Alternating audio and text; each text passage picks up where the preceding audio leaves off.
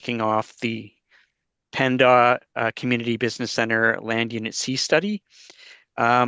First, I'd like to turn it over to Supervisor Stork to make some opening remarks, and then we'll proceed with the agenda. Thank you. It's a pleasure for everybody to get together and to initiate another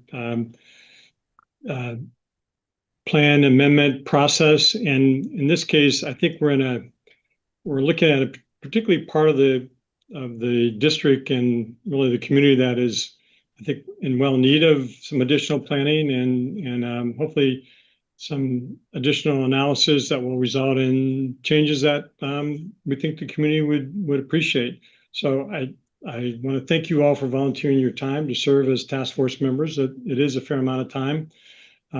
For those of us who've driven by the Moon Inn or Days Inn or the Hawaiian spa location for in some cases decades, in some cases I think the Moon Inn has been there maybe no more than about a decade. So looking at this PennDOT Land Unit C planning area, I think we have a great opportunity to see what it can be and to envision something different. So hopefully you'll take a look at that. I know there's a developer who you're going to be wanting to hear from this evening, also who's going to be proposing a change to allow residential mixed-use development. Take a look, listen. Your insights, your frankly analysis are critical to this process, and I think our community works best when the community is deeply engaged, and this really gives us all that kind of opportunity. So without really further ado, I just again, my pleasure and my appreciation for your time and effort, and I look forward to the work product that you all bring about. So happy to answer any initial questions, but otherwise Peyton's here to really provide you that kind of ongoing support. And you all know where to find me on our monthly meetings with the MVCCA or the South County Federation or whoever and however you might want to connect with me, as well as I have office hours the second Saturday of every month, which just so happens to be this coming Saturday. I'll be in Lorton for I actually won't get over to my hours till about 10 o'clock because I have a meeting before that in Lorton, and I'll be there till about 11:30. And then I have to cut my hours a little bit shorter Saturday afternoon because I have to go to another meeting and have to leave here about 1:30. So I'll be around for a couple of hours in the morning and then about an hour in the afternoon. And I'm always available. Thank you. That's it.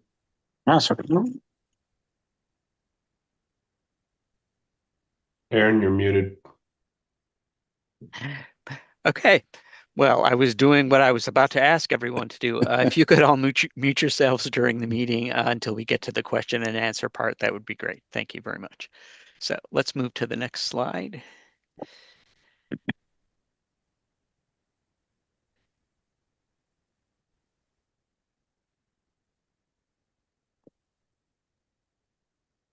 Okay, so why don't we start with introducing the task force. Some of you I know and have worked with before, but I don't know everyone, and I don't know if you all know each other. So why don't we just start off? I'll just pick someone. Lynn, could you start off? Yeah, my name is Len Pasco. I live in Montebello. Thanks.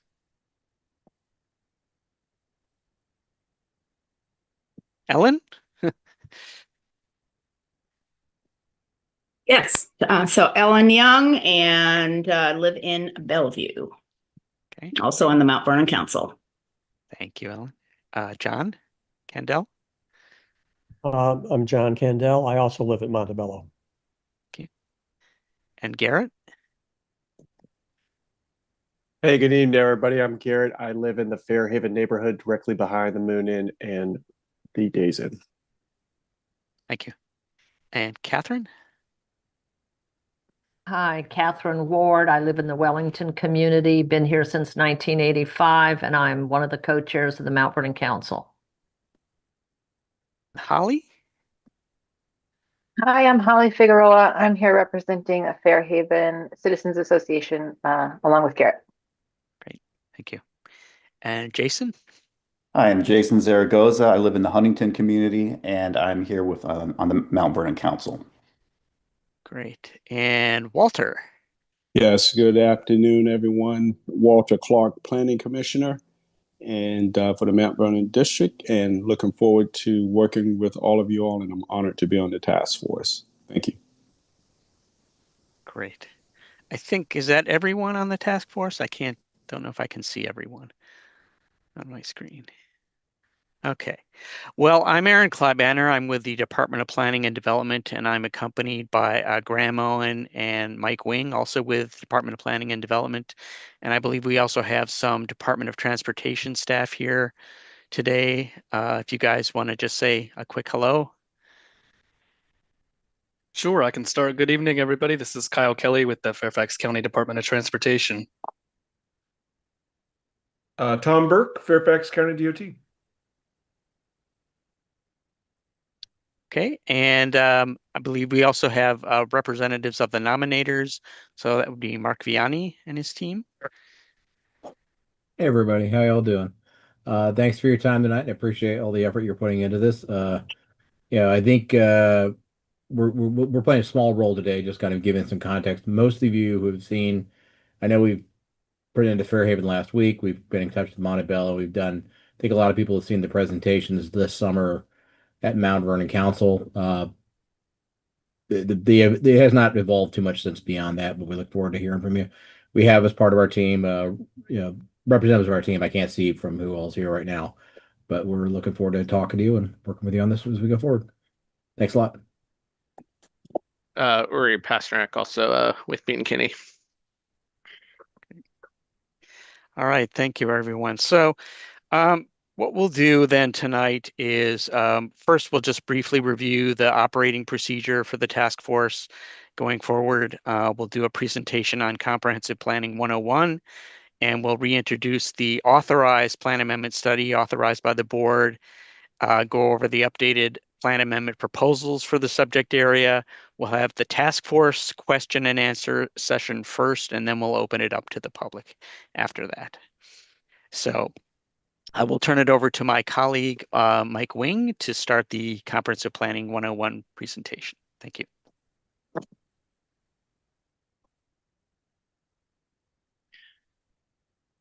Thanks so much, Aaron. Can everybody hear me okay? Sorry. I skipped ahead a little bit there. Yep, So the thank you. task force procedure. Yep. So in the past, as many of you know from being on past task forces, it was more of a formal arrangement where we had a chair, a secretary, there were votes on every amendment or case being reviewed, and then the task force also issued written report forms. This cycle around, we're going to do it a little bit more informal. We'll still have a chair, and Commissioner Clark has graciously agreed to serve as the chair, but basically the meetings, there won't be any formal voting. We'll just have task force discussions.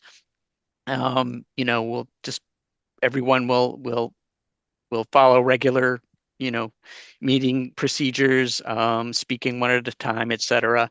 And then we will take all of the feedback that we get from the task force and the public at these meetings and incorporate that into a draft staff recommendation at the end.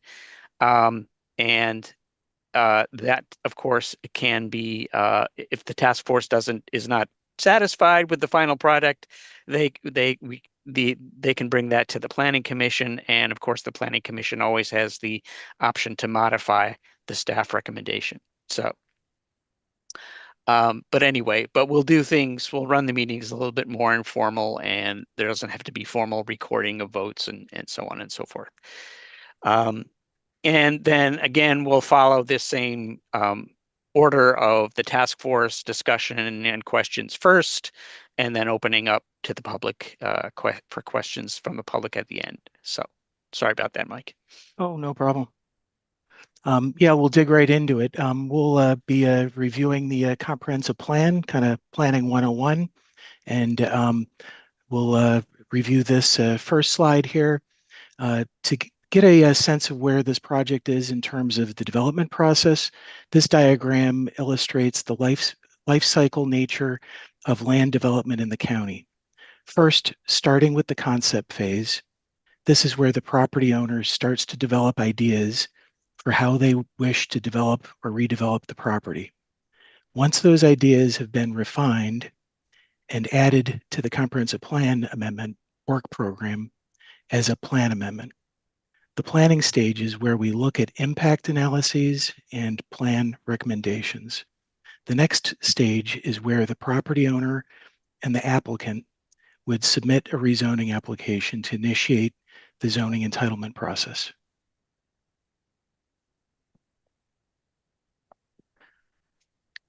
I'll jump through this one.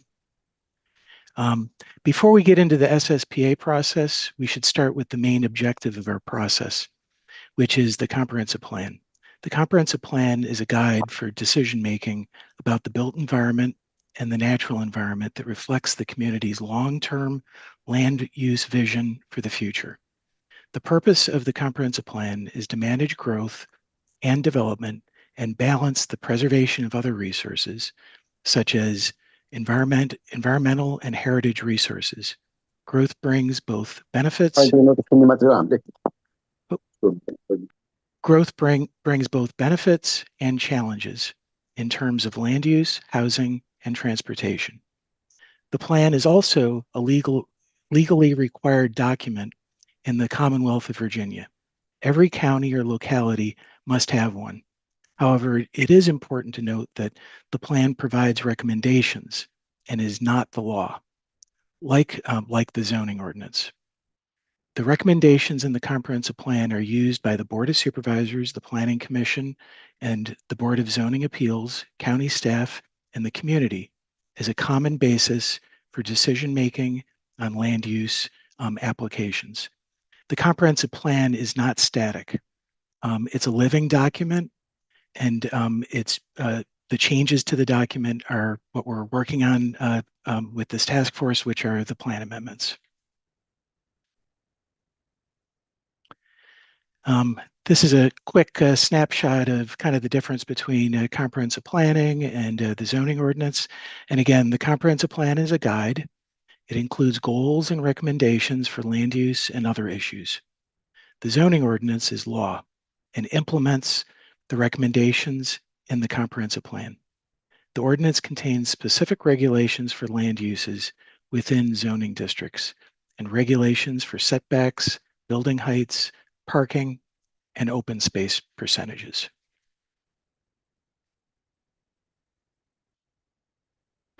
The comprehensive plan in Fairfax County is divided into three basic parts.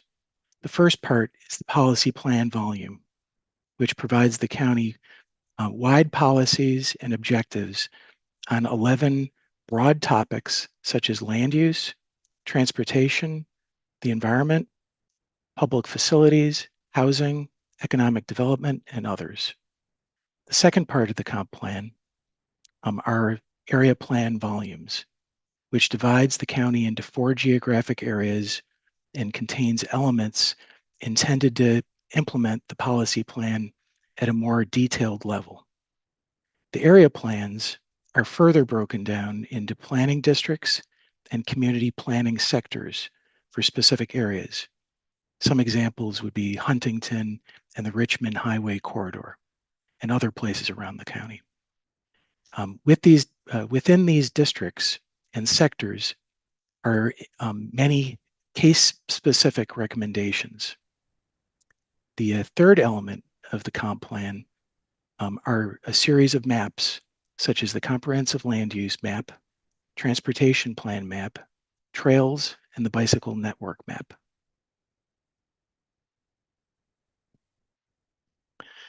In addition to the geographies I just mentioned, there are also special areas, which are also sometimes referred to as activity centers, where approximately 90% of future growth in the county is planned.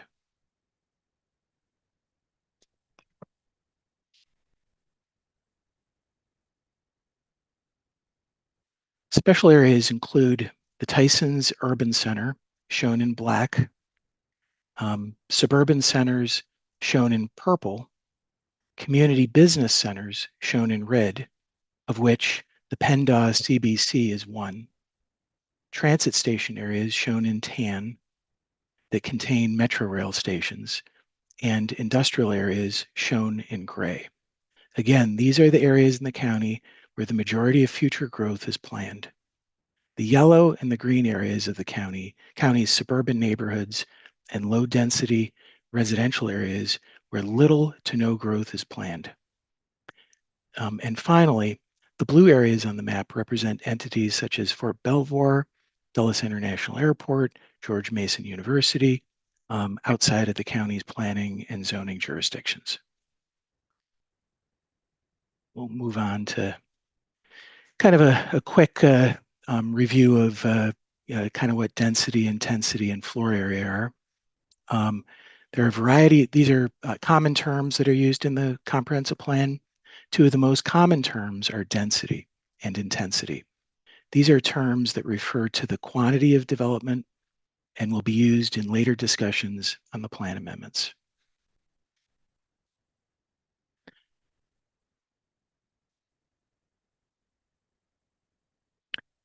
Residential density. This is a great exhibit as far as kind of looking at a sliding scale of densities and where it might compare to areas that you're familiar with or the type of development that you're familiar with.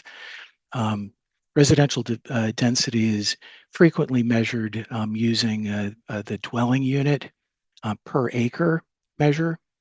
Fewer dwelling units per acre is less dense development, pretty straightforward and simple.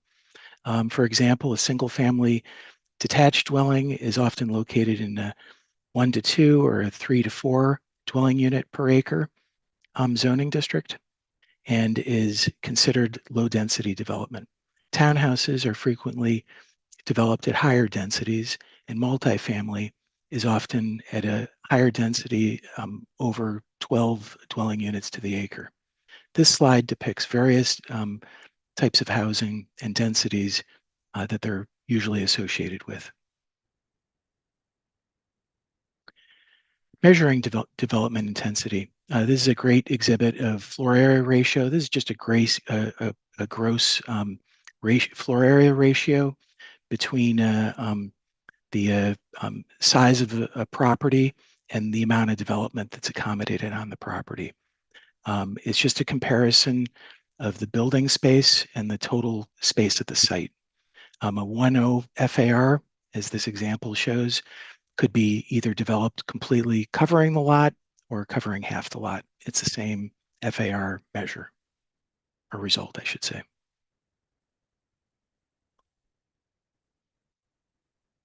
And this exhibit here really helps to describe kind of the continuum of mixed use development. This shows kind of the lower end of the scale, a plaza with a 0.25 FAR, and then running up to a 1.0 where there's more structured parking, and then even higher where something that you would see around a transit station at the other end of the spectrum at a 3.5 FAR. These are great exhibits to place things in context. And I guess I can take questions later, but this right here is again another exhibit just showing where we are in the process. As I mentioned previously, the comp plan is a living document. It's not static. Proposed changes to it are called amendments. The planning department has a list known as the Comprehensive Plan Work Program of proposed amendments and studies that staff are assigned to work on as directed by the Board of Supervisors. There are 4 types of amendments, all of which are listed on the work program. County-wide policy amendments, such as the Affordable Housing Preservation Policy. There's also other changes related to the policy plan that are in process currently.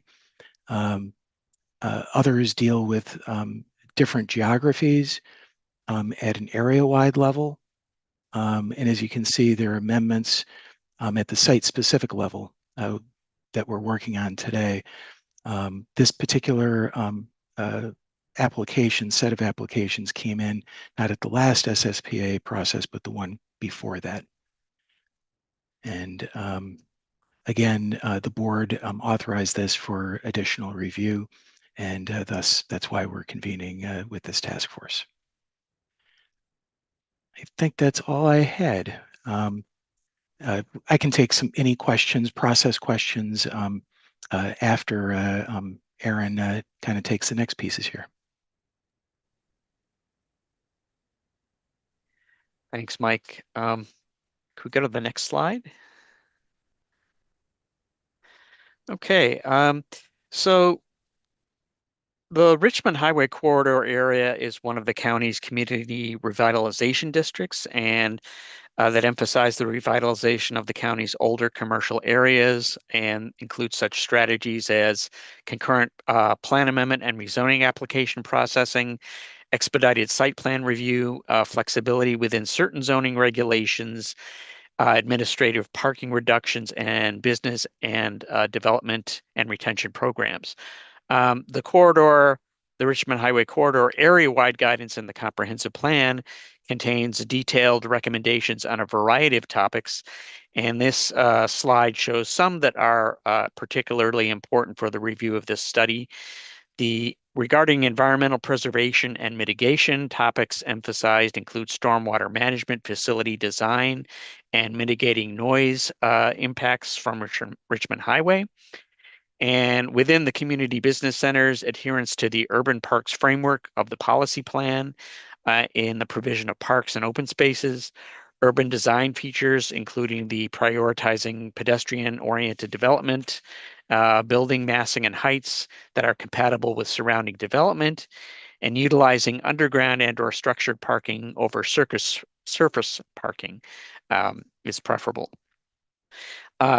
Transportation recommendations include creating a grid of streets within the CBCs, planning for the bus rapid transit system, although the portion of this portion of Richmond Highway in front of the subject area is not currently planned for the BRT. It is planned to accommodate some type of future public transit system and should be designed with continuous pedestrian and bicycle facilities. And we'll get into that a little later. Next slide.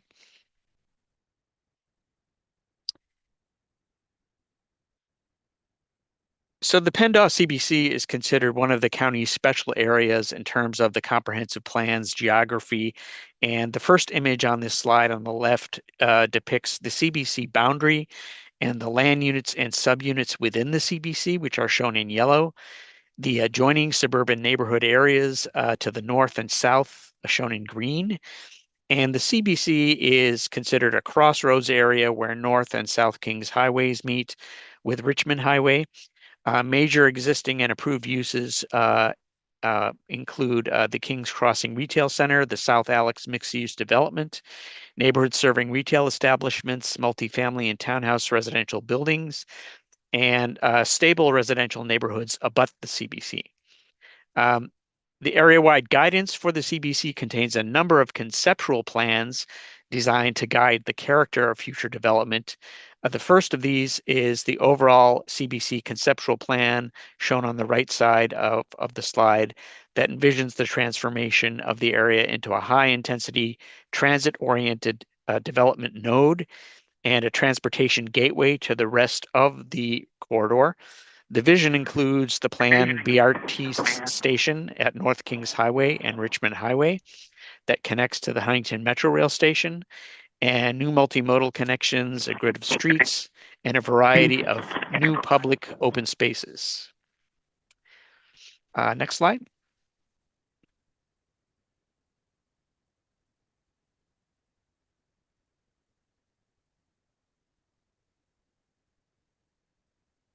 Okay, so also there is the livability spine. This is extending parallel to the Richmond Highway corridor and generally from Quander Road to the north and 1 block north of Fairview Drive to the south. It will form the central organizing feature of the CBC and function as PennDAW's Main Street with small-scale local commercial activity intended to augment non-residential uses on Richmond Highway and Kings Highway. The livability spine will serve as the primary connection and pedestrian corridor through the eastern side of the CBC. Its linear park component will serve as the main public gathering place for people to enjoy outdoor activities. The image on the right side of the slide shows the conceptual land uses, building forms, and massing and heights envisioned for the CBC. Buildings should be the tallest along Richmond Highway, particularly in the areas immediately adjacent to the BRT station, and then taper down in height for the buildings located farther from the station. Non-residential uses should be located on the ground floors of buildings within the blocks adjacent to Richmond Highway, as well as along both sides of the livability spine. And residential uses should be primarily located above the ground floor, but may also be a ground floor use when the building abuts an existing single-family residential area. Office and hotel uses are planned in the general vicinity of the BRT station. Next slide. On the east side of the CBC, the tallest buildings are recommended along Richmond Highway, again, up to a maximum of 15 stories in height closest to the BRT station. Moving further away from the station, heights should step down. Buildings along the livability spine are envisioned up to 12 stories in height, tapering down to 4 stories where these buildings abut the planned park or single-family homes.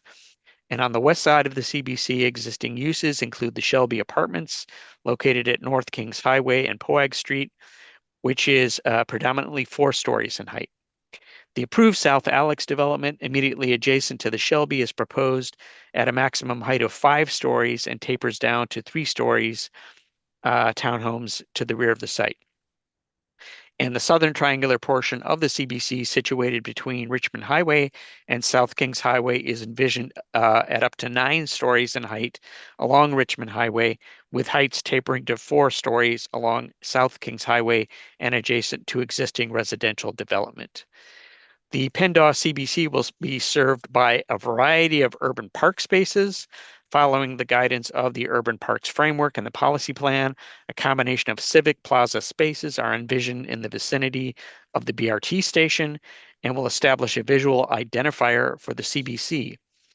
Within the linear park portion of the pedestrian zone, a variety of features and amenities will serve everyday needs for activity and community buildings such as outdoor fitness areas, fenced dog parks, water features, and playgrounds.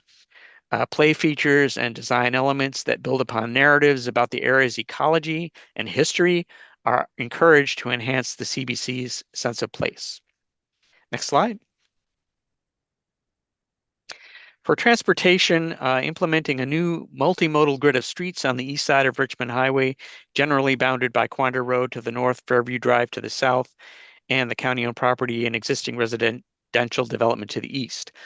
Also severing the connection of North Kings and South Kings Highway with Richmond Highway, and concurrently providing a new road connection to the south to connect Richmond Highway and South Kings Highway. The location of the new road to be determined with future study should include community discussions and coordination, and North Kings Highway and South Kings Highway should remain connected to retain their north and south through movements.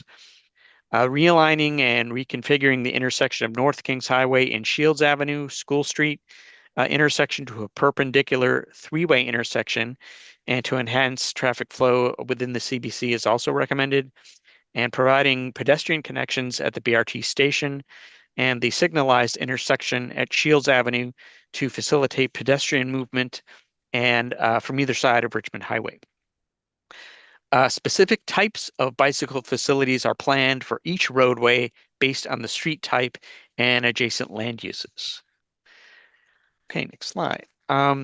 So the study itself for the board authorization, this was originally on April 11th, 2023 and reauthorized February 4th of 2025.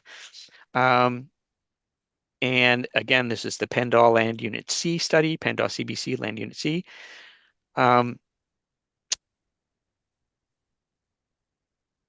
This was originally a Tier 1 program, but then was put back to Tier 3. The study was deferred at the request of the nominators in early 2024. And on May 7th, 2024, but however, in 2025, new contract purchasers for each property emerged who are ready to proceed now with the planning review for each of these items. So it has been re-tiered back to Tier 1. Next slide. So this is just a general location map. You can see the existing uses, the Days Inn, Hawaiian Pools, Contractor, the Moon Inn, 7-Eleven, and Tobacco King. And of course, we're just south of the city side Huntington Apartments. The Spring Hill Suites Hotel is across Richmond Highway, and the Oarsman Ford dealership. And of course, we're immediately adjacent to the Fairhaven neighborhood here. Next slide. So for existing conditions, the Days Inn site, well, the entire subject area, Land Unit C, is 6.5 acres in size. Again, I went over the existing uses, so we'll just go to the next slide. The adopted plan for the subject area is for a maximum of 150,000 square feet of office use. And again, there is no option for higher intensity development. Next slide.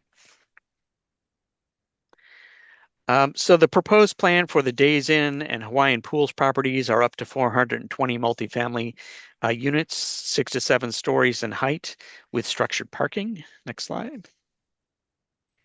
And this slide is showing the intense grade on the site. So going from south to north, and the Fairhaven neighborhood at the north side of the site sits almost 50 feet above the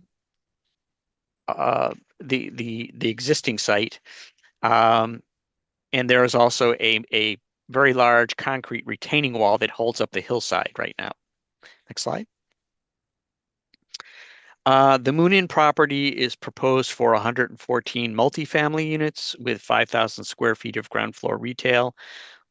It will be up to 6 stories on Richmond Highway, stepping down to 3 stories at the rear of the site, again against the Fairhaven neighborhood, and is planned to have either structured or underground parking.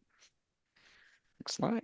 And this is another shot showing the rear stepping down of the design. So a total, well, first of all, this chart is showing the existing uses, the adopted plan yield, and then the proposed plan yield. So this would yield, the proposed plan amendments are, or I should say, the proposed plan amendment would yield up to a total of 534 multifamily residential units and 5,000 square feet of non-residential use. Next slide. So some of the staff considerations, and some of these are also from our prior analysis in 2023, but as much as possible, the recommendations of the area-wide guidance for Richmond Highway and the CBC guidance should be adhered to. For land use, several years ago, the Economic Development Authority commissioned a study for the a market study for the entire Richmond Highway corridor. And basically, that study, the conclusions that that study was that there really wasn't an office market for this part of the corridor. And so the adopted plans recommended office use really wouldn't be a viable use for the site. And also, this is also kind of a isolated location for office use. Public facilities, basically, Mount Eagle Park is the only open space, large open space area in the area. And so providing on-site open space is going to be important. And then the surrounding schools, the high school and elementary schools and middle schools of the site, most of those, the elementary schools had capacity back in 2023. I believe the high school had a capacity deficit and the elementary schools or the middle schools were nearing capacity deficits. We will have new numbers for you to present when we present our impacts analysis for 2025 review. For the environment, basically, again, I already covered that that upgraded stormwater management facilities and mitigation of noise from Richmond Highway will be very important. Urban design, again, we've gone over basically the provision of high quality pedestrian and bicycle facilities, continuous facilities along Richmond Highway will be important. And the Heritage Resources branch within the Planning Division has recommended an architectural survey be performed, especially for the Moon Inn property. Okay, next slide. So now I'll turn it over to the nominators for their presentation. Thanks very much. Appreciate that, Aaron. We have, for those of you who were at Fairhaven last week or Mount Vernon Council at the end of August, this is going to look very familiar. But we have two projects. We're going to go first with the Moon Inn, and then we'll do with the Days Inn Hawaiian Spa site. Uri, why don't you want to pull it up and let me run through it? We can do that, maybe. Let me see if I can. Actually, we've incorporated do you have it? your Do you have it? presentations. Yep. So, Mike, perfect. if you could move that ahead. Yeah. There we go. Okay. Right. So we can go ahead and do Days Inn first. That's what we got them in. So basically, we'll obviously be brief here. The purpose of this is really just to demonstrate the kind of current conceptual, plan for the two properties. Obviously we appreciate where staff has taken us so far. So Aaron, Michael, and Graham, thank you very much for the introduction. A lot of what you'll see here is just related to the SSPA, so we'll kind of skip through that. But broadly, this is kind of a quick potential view looking at the Days Inn project. And if you go to the next slide, obviously everyone kind of knows where we're at in the world, so I'll kind of skip through. We did talk about the existing conditions. Certainly one of the biggest issues we run into is that, you got this service drive, which always seems to be parked with some form of food truck or other vehicle sitting there. It's kind of impossible to Google walk it without seeing something. But the existing Days Inn is a 3-story motel with 108 units, and then also the commercial Hawaiian pool and spa. It's 2 parcels that combine to just under 4.5 acres. Next slide. And another shot looking towards the Hawaiian pool and Days Inn in the background. I'll skip this slide, but basically it just conveys that the current plan is for office, which obviously we've just discussed. Continued we've already chatted about the dates and the reactivation to Tier 1 status, so move forward from that. One thing we do want to highlight, and I think we kind of got a pretty good view as Aaron walked through it. But as you go down the highway, you start from Montebello, which is sort of 15 plus stories, work your way to City Side 8 to 10, and then as you start getting kind of closer to some of the units, you'll see that the Days Inn site is 7 stories as proposed along Route 1. Moon Inn, I'll mention as well, is 6 stories proposed along Route 1. The key thing there, Aaron alluded to the grade change. We have the retaining wall back there. And on the Days Inn side, the garage, first of all, will essentially replace the existing retaining wall and will hold up that community. So you'll see when you look at the plan view that the garage kind of spans the sort of the back of the property. And then the other thing to note is with the grade change, you sort of wind up with sort of a lower appearance of a building from the rear yards. And we're happy to have, conversations with any of those, immediately adjacent neighbors. So please feel free to reach out to us. But next slide.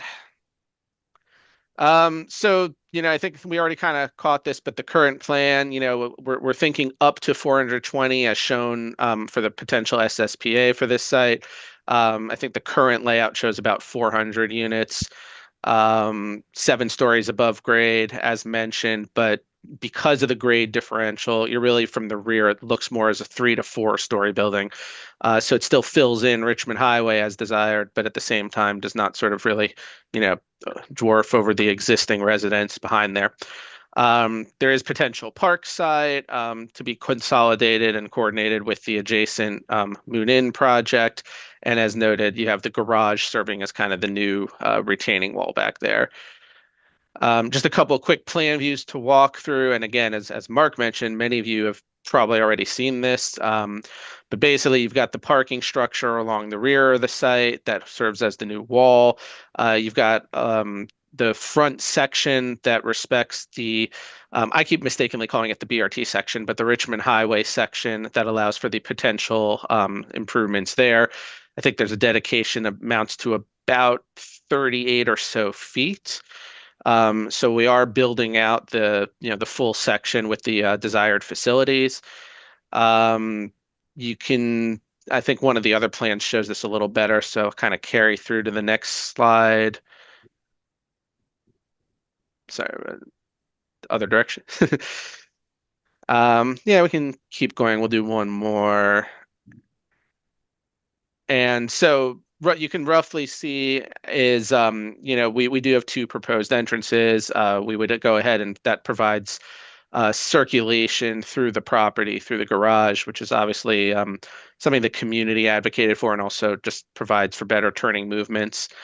And then we've got sort of at the south, plan west portion, kind of the potential park space area.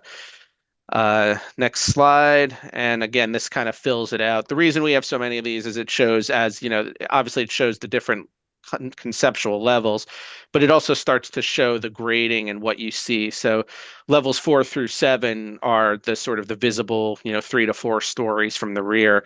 But as you look back on the prior one, the engineers have kind of shown the cut line of where you're kind of below grade. So one more slide forward kind of shows you the overall concept plan. I do apologize, I'm going through this quickly, mainly just because many people have seen this already. But you've obviously got a couple renderings. So this is the north building corner. Next slide. It's on Richmond Highway. Yes, sorry. South. From here, you're looking at the front entry where you have sort of the potential kind of for a turnaround, drop-offs, think sort of Uber, Amazon delivery, kind of make that turn through there. Next slide, you got the same view. And then obviously this is sort of from across the street looking north towards the facility. And next slide, you have a shot at dusk, kind of aerial a bit. I think we had one more. Yeah, so this is sort of from city side. You can see the retaining wall kind of along the back. And as that sort of turns the corner, the garage winds up serving as that, as the retaining wall there. Again, I think, the show tonight is to certainly discuss, the SSPA process, but we're available and, we're here. And if you have any questions or feedback, we're looking forward to working with you all. Jumping right into Moon Inn. So project location, everyone probably knows this by now, but it's at Fairhaven, just north of the intersection. It is currently a 2-story motel with 35 units, and the lot is about 1.4 acres, 1.39 acres. Got another shot looking north. Again, in the context of the SSPA and the current recommendation. So we can skip this slide as well as the next. This is what we already talked about. And as mentioned, what you already did see is the the transition down of, while Days Inn has the, some odd 50 some odd feet of grade, Moon Inn, what we did is in the back of the building, the architects have spent a lot of time and consideration into how you can kind of step it down. To sort of have it appear of more of a 3-section building and step it away from the residential units. I think that was actually a pretty good view of it right there. Yeah, we go back one slide. I apologize. Okay, so this project up to 114 units. I think we're currently showing 112. Sorry, next slide on the bullets.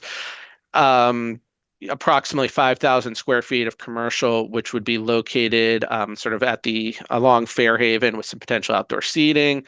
talked about the 6 stories at front and the potential park consolidation. Next slide. So this is kind of the overall concept plan. You can kind of see at the back the sort of the potential step downs where, to the extent possible, we've taken it back so that it is 3 stories for about half or more of the rear of the building. Next slide. I have a couple renderings. So this is if you're approximately at the Five Guys parking lot. So it's the view from the southeast looking towards the building. And one more. This is sort of more head on. It's as though you're at the Oarsman parking lot. And then next slide. So this one's helpful because it's looking across Fairhaven, but what you can start to see is the step down of the building along there. And the building has also been pulled back from the street a bit. Sort of we kind of tried to be aware of the adjacent resident that's kind of sitting back there. So there really was a lot of thought put into how the building would be designed and fit into the context of the neighborhood.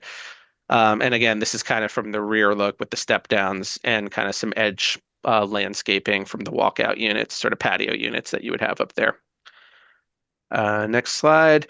They have done for this a shade study both in June and December.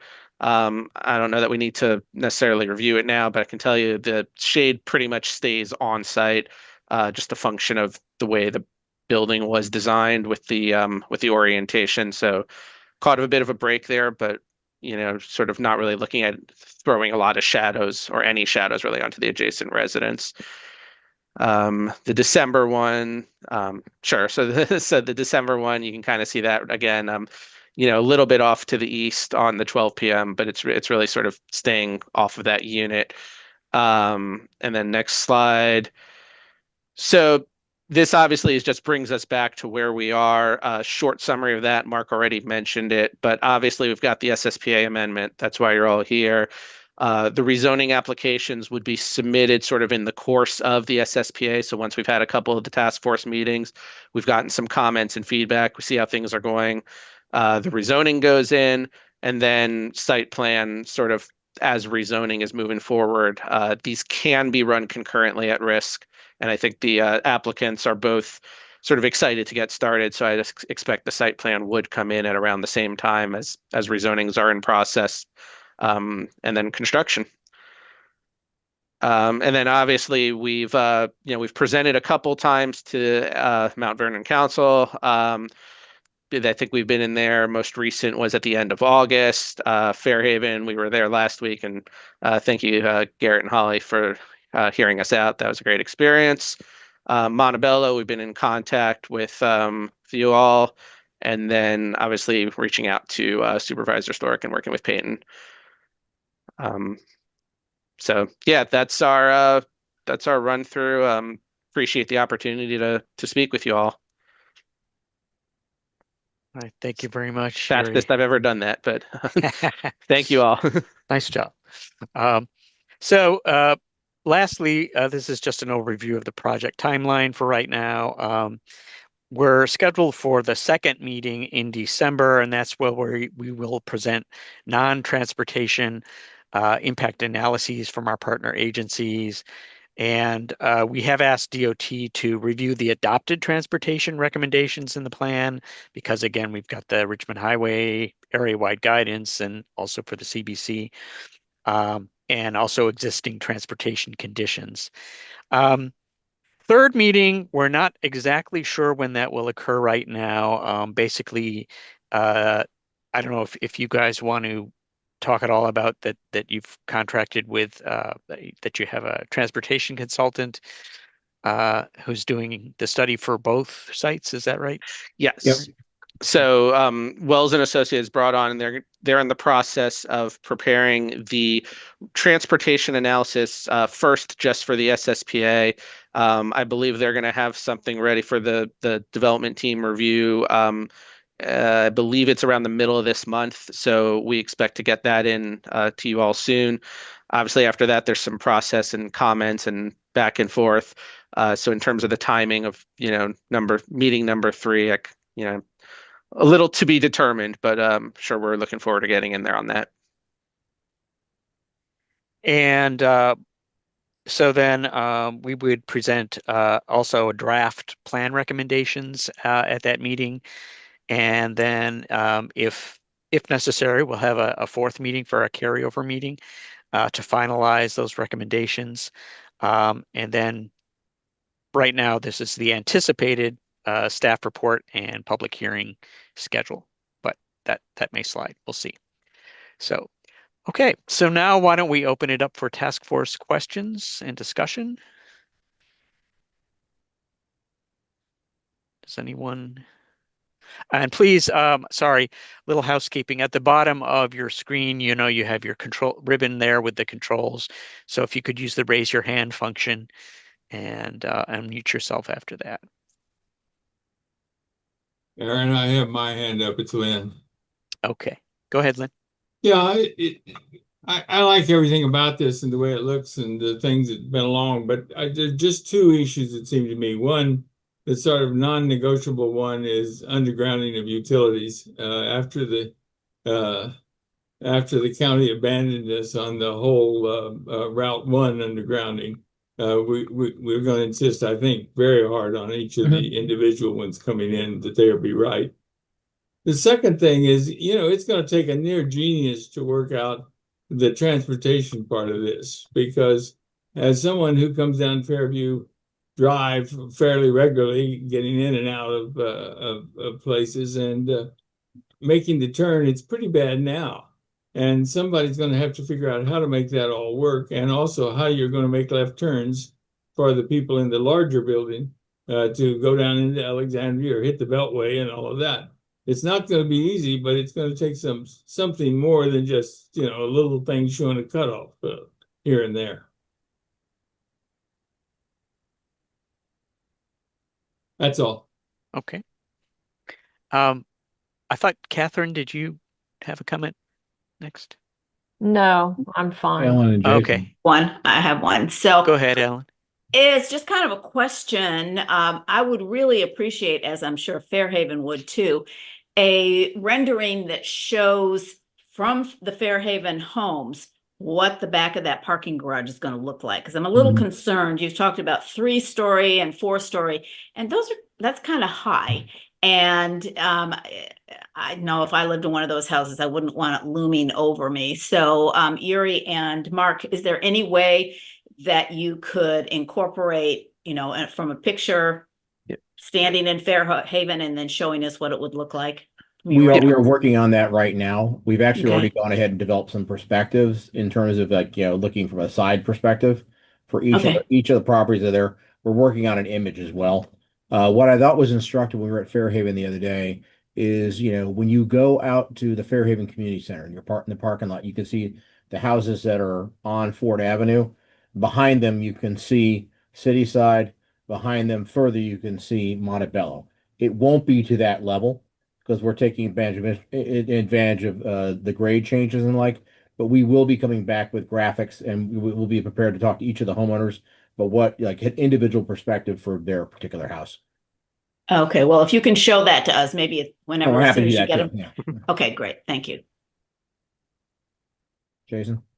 Yeah, I was just quick question. I'm just curious. I know there's obviously a lot of moving pieces here, but from your client's perspective, from a best case scenario, when would they see construction beginning on this, assuming all this kind of goes as quickly as possible? Let's just assume, let's say we go through using the schedule we have right here.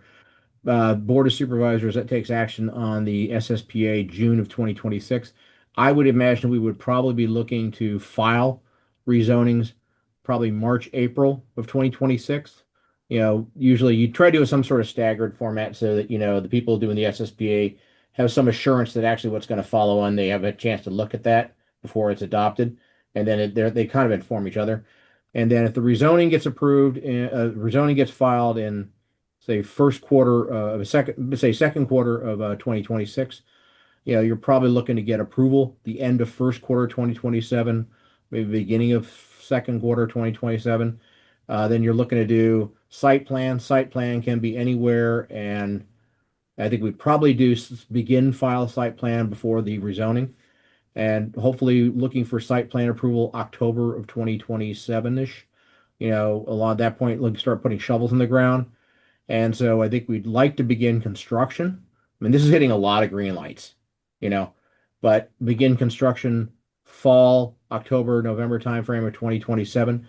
I think you're looking at somewhere about a 30-month build out with occupancy starting about 22 months into that, 24 months into it. So you'd probably see the very first occupants starting the end of third quarter, probably beginning of fourth quarter 2029.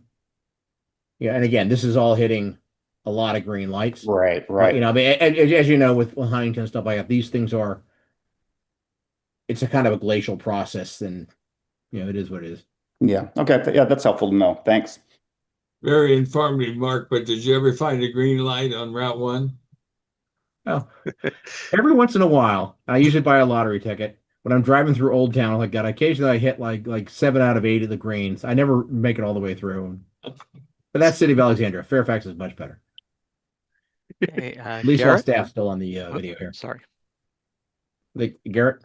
Yeah, thanks, Aaron. And Mark. So, just being the representative here from the Fairhaven community and neighborhood, I want to thank you, Mark and Yuri, for the presentation last week. I thought it was very informative, and we were able to get a kind of deep dive on the project. I think the main concerns from our community, well, first, let me back up. We are extremely excited about this project. I think everybody in the room wants this to move forward in some way or fashion. I think the concerns that were mentioned in the room last week were really about transportation coming in and out of Fairhaven. Mark, I know you and I spoke briefly about that. Interested to see what the studies say on that and what kind of innovative thinking we might be able to look at on that road. I mean, I'd love for the 7-Eleven and Tobacco King to be part of this and somehow use those in that space that they have along Fairhaven with kind of dilapidated parking lots to improve that road and widen it. We are concerned about the retaining wall only in the fact that we just don't want the houses to fall in. I mean, I think the proposal that you put forward to make that part of the parking garage is reasonable. And knowing that you have to have parking for these residents, it seems like an option that fits both needs in terms of updating and upgrading that wall, but also providing the parking for your residents. And then the open space question, I think is something we just want to have a longer conversation about what open space looks like on the site, but also the surrounding areas. I think it was mentioned by the staff presentation. The only real open space we have is the Mount Eagle Park, which sometimes can get a little crowded. But I think there are opportunities to improve some of the existing infrastructure in the area to make it better for everybody that already lives there and might soon live there. So thanks. Thank you. Evan? Evan? Yeah, this is Evan Kaufman, SFDC. It's a really great plan. It looks really good. I like the design. I was just wondering about the retail. You said 5,000 square feet. Do you envision that as kind of one business, like one restaurant, or just one business in that space? We don't know. It could be configured as Okay. two businesses. I know there's a pastry store in the Days Inn that everybody seems to like. That might be a candidate. But the goal is to have something that's neighborhood retail oriented and that takes advantage of, as you can see, as the design of the property, as the curb pulls away from the building, as Fairhaven kind of arcs to the southwest. We're gonna have some outdoor seating area. So the goal is to do something like that. 5,000 square feet is a pretty big pastry store. So maybe it's something like a combination thereof. But the goal is to provide the adequate parking for it within the building. But I mean, again, it's retail, so you get what you get. Yeah. Okay. John? Hi, I live in Montebello. And early on, you guys, one of you, I think Mark, mentioned the access road. For those of you who are not intimately familiar with it, it begins north of Montebello, comes straight down, and I think it more or less ends at Hawaiian Pool. Part of it is a Virginia State Highway, part's a local road, and part, I think, is technically private. The problem with it is we treat it as one road, and it has one traffic light south of Montebello, and it doesn't work well now. So you guys are going to add 530 units at the lower end. And we also have the on and off proposal from Cityside to add, I think it's 500 to 600 more units. Now, there is a traffic analysis underway or was underway for the intersection because of that plan. I'm hoping you can tie together the two traffic analyses because they do interlock and interrelate with each other. Thank you. You're 100% on, John. For clarification, only the NRP property, the Days Inn Hawaiian Spa, would be able to access that road. We're getting rid of the access road in front of those properties. They will have the redevelopment would have access to that part of the access road that runs in front of Cityside. So for properties leaving this assemblage and wanting to turn south and needing a full side, they would go there. The Moon Inn will not have access to that, so it'll be whatever the maximum there is. But yeah, for actually for the reasons Garrett pointed up to, the night we went there, we ran into a situation where there's a guy on Fairhaven, and he was trying to turn left into the 7-Eleven parking lot, and there was a whole bunch of people backed up at the light this way, and he was backing everybody else up that way. It's clear these projects need to be evaluated as a whole, and that's part of that. We'll be doing that as part of the SSPA process, and then next step further rezoning. Thanks, Mark. Is there any possibility of following up on the 7-Eleven and the tobacco store? I thought Garrett's ideas were excellent. Right. There's just not enough room there to build a road if you don't expand it some. Yeah, Lynn, this is Graham with the county staff. We can reach out to the property owners over there again just to see if there's any interest. When I think the last time that we had reached out to them may have been about a year and a half ago to see if there was interest in talking to us about potential plan changes, but we can do that. So no problem. Graham, what in the comprehensive plan SSPA or whatever that chart was that showed current status and future. And obviously those two parcels were not changed at all because there's nothing planned there. I mean, what would it take to move those from office to something else? A proposal?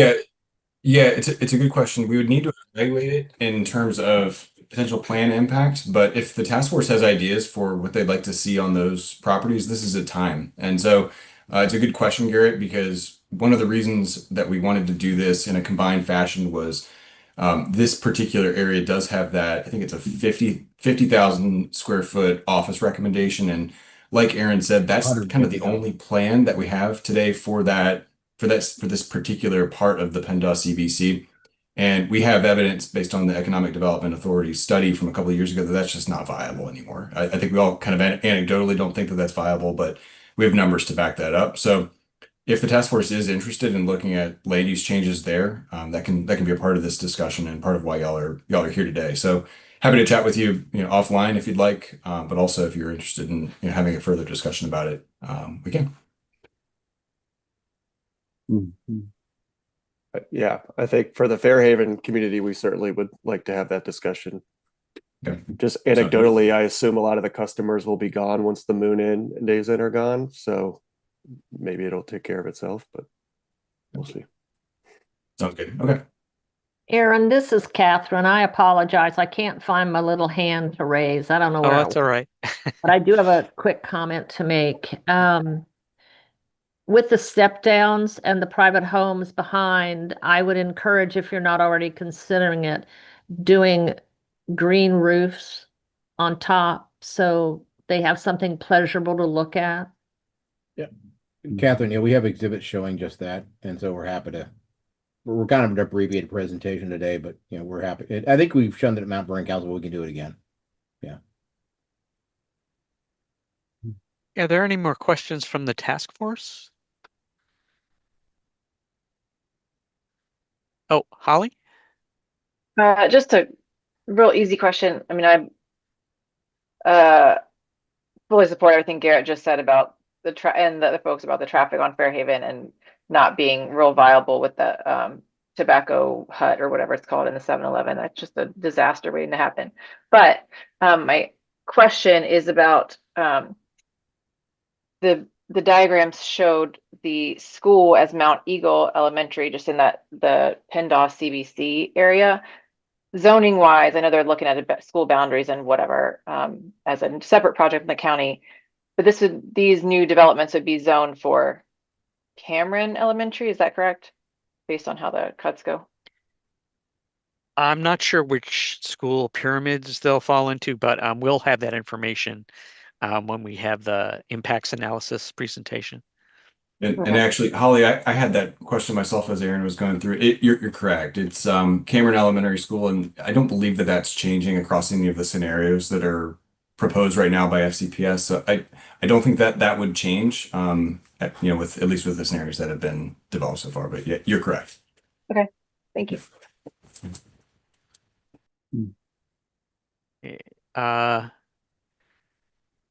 Anyone else from the task force?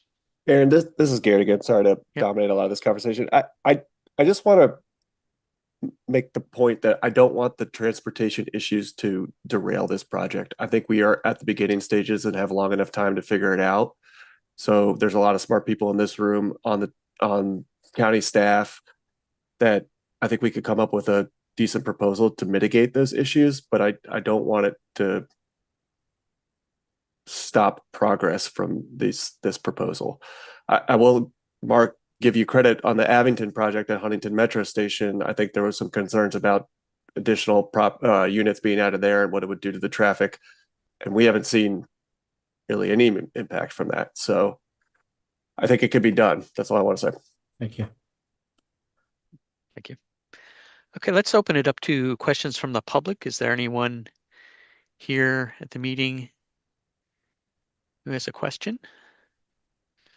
Mr. Aliferis, is it? Sorry. Yes, Peter Aliferis. Like Catherine, I can't find the little button to raise my electronic hand. I apologize. I've been a resident of Mount Vernon District since 1971. And I've seen all kinds of wonderful projects come and go, most especially where I live now at Montebello, the Brookside Motel, Evolution Home, ad nauseum, good projects that take forever to get something stepped forward. The comments tonight have been wonderful. The county staff and certainly the planning commission knows that this is something the community strongly supports in this section of Richmond Highway. I would strongly urge the county staff to be supportive and not nitpick and be obstructive. I mean, what happens at Evolution Home and the Brookside is an embarrassment. And if you look at us and see how old a lot of us are, we would like to see something before we look at the inside of a casket. I mean, come on, guys, gals, let's do something. Instead of, well, I gotta see this little problem over here, so the $100 million project's gonna stop until I get this my little whatever it is to my satisfaction. The community of Fairhaven is solidly behind this project. The community of Montebello is solidly behind the project. Hello? Anyway, sorry for venting, but, seeing so many things go by the wayside and developers say, I've had enough of this crap. Let's do something. Thank you. Is there a button out there to applaud? I think they're under the react. Thank you, There is. Option. Any other questions from the public?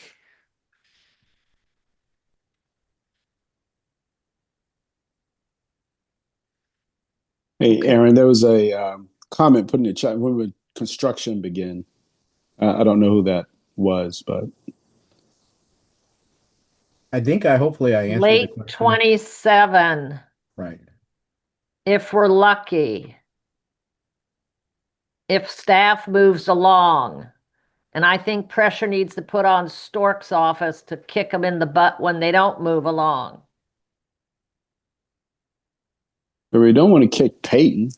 He's our we friend. love you. Get I think we look forward to working with staff. The staff does a Peyton, great we job love helping you. us out. I'm talking about the on it. regular staff that we all know and work with and love.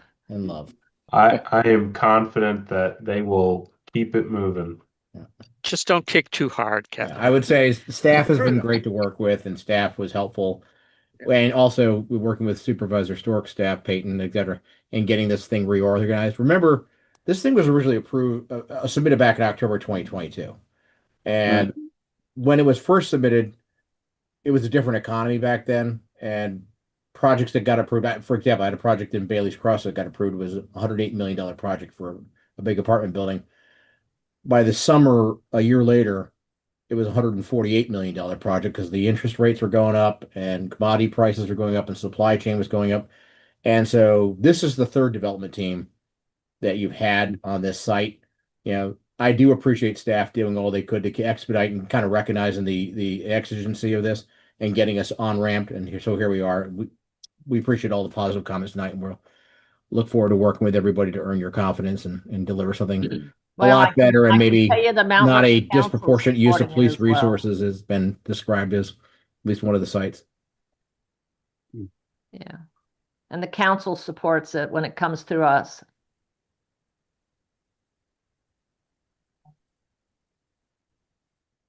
All right. I think we've reached the end of tonight's meeting. So we've put the project website link in the chat for everyone. So we'll be posting all of the meeting links. We'll be posting a recording of this meeting on there on the project website soon. But that's where you can look for all of the news about the project. So again, next meeting will be December 1st.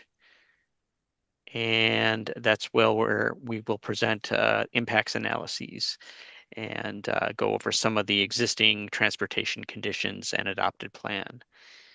So thank you all for attending tonight, and we'll see you soon.